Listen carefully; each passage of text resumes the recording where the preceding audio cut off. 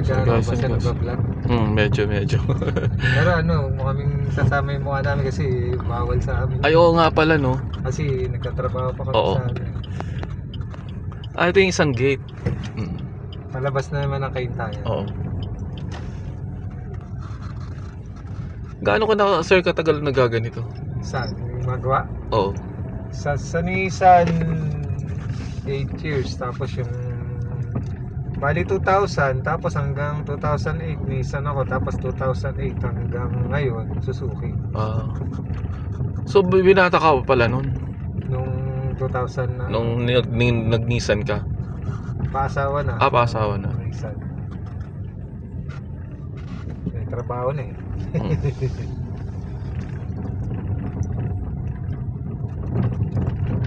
Hindi na ako nakapag-isip mag-abroad kasi nung time na nasa Nissan ako, tsaka nung bagong pagdas ng Nissan, malaki sweldo namin eh.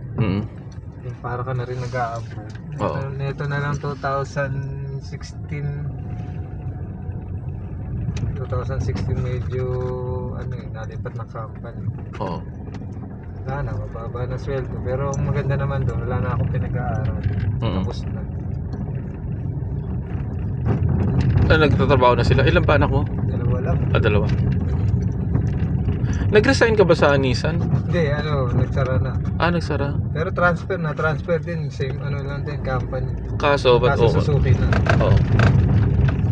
Mag-affiliate ba yung dalawa? Sister company. Parang magkaiba lang ng brand. Parang yung ANC sa amin, may Ford, may iba-ibang brand silang hawak. So ngayon ko lang nalaman na may Honda. Nissan at saka sister company pala ang pati Nissan and Suzuki. Depende kung yung may-ari, marami siyang gusto. Tulad nga yan ngayon, dami rin yung hawak, may Ford, may Mazda. Kaya lang, itong company namin, may maliit magpasweldo. Oo. Parang medyo nga talaga ang no? Chinese. Ay, hindi siya Japan. Japan brand? Hindi, yung may-ari. Dealer. Yung dealer. Pero may Pinoy din na dealer nito, no? Ibang pero ganun din, may maliit din magpaano. So parang standard sila. Pero yung dati, may American yung may-ari, kaya medyo mataas sweldo namin doon. Sa Suzuki? Yung dati may-ari. Ng Suzuki? So transfer ka na pala? Transfer na. Dito ka rin nakatira, sir, no? Banda dun, sa malapit lang. Sana, sir, maayusan na natin ito bago Pasko para wala na akong isipin.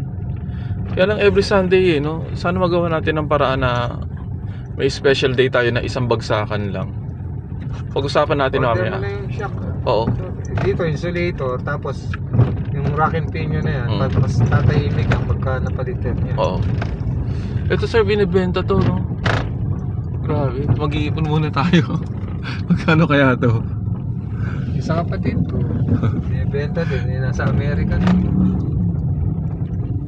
Mas maganda yung sa kapatid ko. Kaso 14M. Wow. Madugo. Malaki kasi. Ayun, ang ganda ng bahay na yun, no? Palasyo. Parang palasyo. Ba't may idea ka kung magkano binibenta yun? Madalas yan, mga nasa Amerika sa ibang bansa. Magkano binibenta yun? May idea ka? Hindi ko alam.